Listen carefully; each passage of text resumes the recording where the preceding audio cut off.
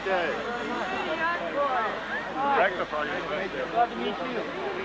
Excuse the clothes, we're traveling.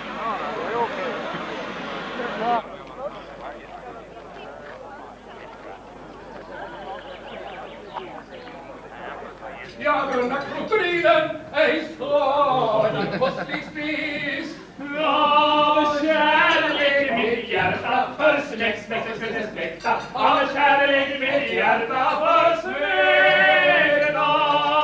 Och gamor mig svåra av äkta. Ja, gamor mig svåra av fäktar. Skriv inte.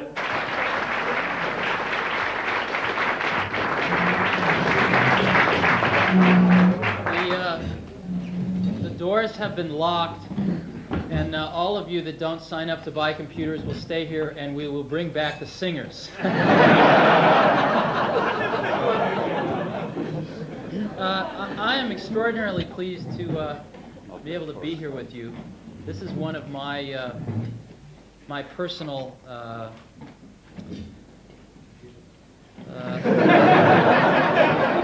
one of my personal hopes and wishes, actually, is that I think that computers can radically revolutionize the educational process around the world. And the average age at Apple, as you know, is about 29 or 30, and we haven't been out of college so long ourselves. At least most of the people at Apple haven't. And it's very, very important to us. And I think that, as you all know better than I, Europe is sort of doesn't exist. It was just a word invented for the convenience of Americans and others. And the fact that you're all here in this room as a step towards cooperating with each other in new ways pleases me very much. It's difficult enough to get cooperation amongst competitive universities in America, and I think that that's great. What are we trying to do here? What are we trying to do? You can have many views of what a computer is. My particular view is that a computer is a new medium. A new medium, one of the media, print, television, radio. And a computer will, in the future, be looked at, I think, more in this way, as a delivery vehicle for software, just like a book is a delivery vehicle for its own kind of software. And whenever we develop a new medium, we generally tend to fall back into our old habits from our old media. As an example, when the television first came of age in America, the first television shows were simply a camera pointed at a radio show. And it took about 20, 30 years for television to really come into its own in the late 1950s. We have this new medium of interactive video because of the Laserdisc, and what is the first thing we do with it? We put movies on it. So again, we tend to fall back into our old habits. In the same way, when the personal computer was invented, we tended to look at it as a smaller version of a big computer. So we put COBOL and Fortran and these bizarre things on it, and looked at it in terms of simple economics rather than the revolutionary nature that it really was. Do you know who Alexander the Great's tutor was for about 14 years? You know, Aristotle. And I read this. I became immensely jealous. And I think I would have enjoyed that a great deal. And through the miracle of the printed page, I can at least read what Aristotle wrote without an intermediary. And maybe if there's a professor, they can add to that, but at least I can go directly to the source material. And that is, of course, the foundation upon which our Western civilization is built. But I can't ask Aristotle a question. I mean, I can, but I won't get an answer. And so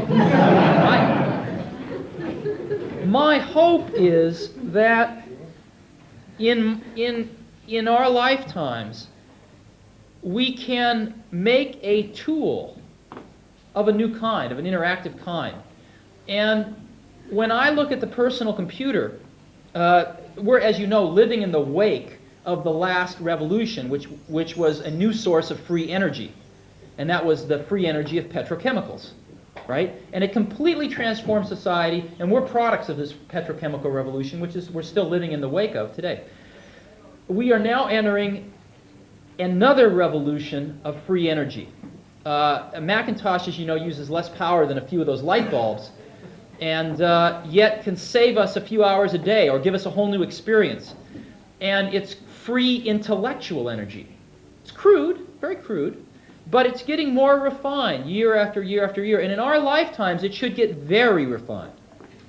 And so my hope is someday, when the next Aristotle is alive, we can capture the underlying worldview of that Aristotle in a computer. And someday, some student will be able to not only read the words Aristotle wrote, but ask Aristotle a question and get an answer. And that's what I hope that we can do. So this is a beginning. I think that, as you know, right now the computer industry is in the tank. Personal computers, big computers, everything. And it's difficult. It's a difficult time. But I'm sure that Henry Ford had a few bad quarters back in the 1920s. And the automobile had a sort of historical imperative. It had, the minute it was invented, a sequence of events had to happen. The same is true with the personal computer. There is a tremendous momentum behind this. And I think that this year may be a delay. This year we may look back and say, well, 1985 was a slow year. But there is such momentum behind this that it will happen. It will permeate and change forever our educational processes. And my hope, again, is that not too many generations of students will pass through before this happens. It will happen within 20 years. It probably will happen within 10 years. But it could happen within 5 years. I am going back to the United States this weekend, and then about 2 weeks from today, I'll be in the Soviet Union for the first time in Moscow. Because one of my dreams has been to sell Macintoshes in the Soviet Union. And one of the highest agendas on my priority is to get them starting to think about exactly the same thing. So maybe 6 months or a year and a half from now, we can have some Soviet schools here at our Europe Consortium meeting.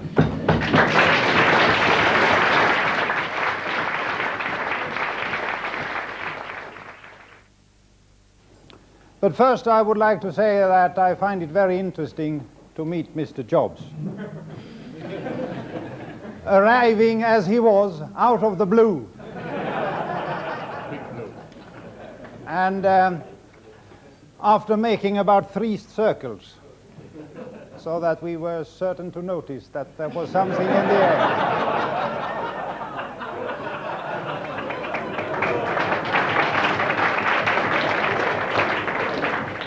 And you can almost hear everybody saying, there is something in the air tonight. Anyhow, I felt somewhat like the Finnish Prime Minister, Mr. Karjalainen, when he spoke a very bad English too. And they had to pep him up heavily with language tuition before he was meeting Mr. Henry Kissinger, arriving from the States. I don't think it was in a helicopter, but it was in a big jumbo plane. Anyhow, they taught Kissinger the essential phrases, and these were welcome, nice weather, and lastly, how are you? And Karjalainen, he learned those words, and he was very happy. Damn it, now he comes. I know the language. And out steps Kissinger, and Karjalainen steps forward to him. And all his teachers are very worried. Will he do it? Can he do it? Can he speak English? And he says, welcome. Oh, well, And then he goes into the second phrase, nice weather, nice weather. And the third phrase, and who are you?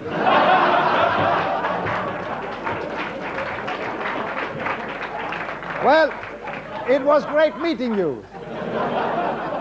And I will stop making jokes with Steve Jobs, who is such a nice fellow and is giving so much of himself and his dreams.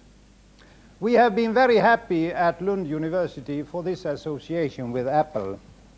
I have never been worried that by eating apple we should start thinking apple. But other people have been worried about that. I'm not so worried either about computers. Some people are. They feel that they will deform our minds. I do not think so. And I happened to think of yesterday something that other people have thought about many times, namely the relation to the car. When I came to Lund many years ago, after the war, a friend of mine bought a Volkswagen. You could almost call it a Mack Volkswagen. and I said, what is it like having a car, an idiotic machine which cannot think, it does what you tell it to do? And he says, it is like the 7-mile boots of the fairy tale. No, we have tales in Sweden, and one of them deals with the 7-mile boots. Boots that you put on your legs, and with them you could take 7 miles in each step. And you got a huge distance by wearing these boots. And to me, that was a wonder of the car, because with the car you could go 7 miles without noticing it. And with computers you can do a lot of things that you couldn't otherwise do.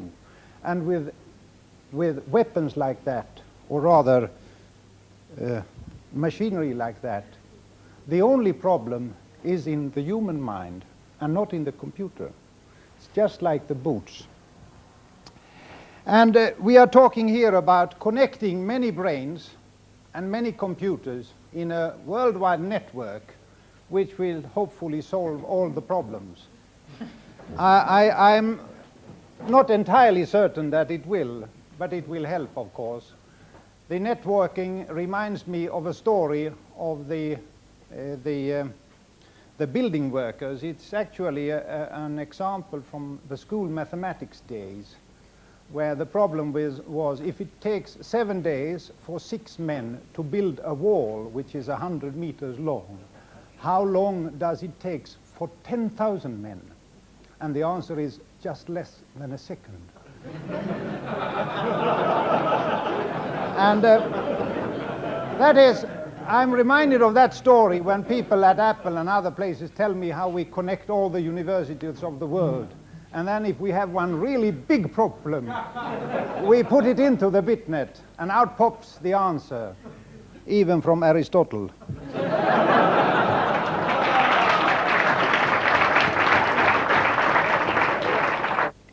Now, finally, I've heard that Apple has been having some trouble. And we have always been very generous towards industry. We like to support it. And there are no strings attached. Your integrity will not be broken. And I think you need a fresh supply of silicon oxide.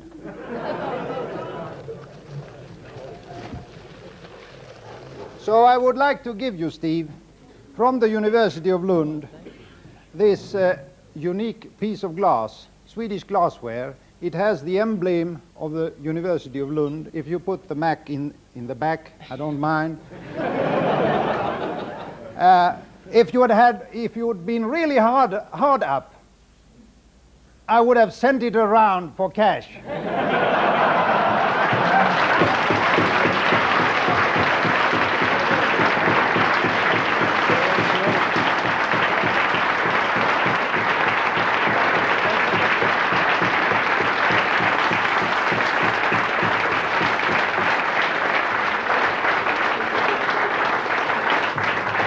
And a final word. Give my love to Mac Gorbachev.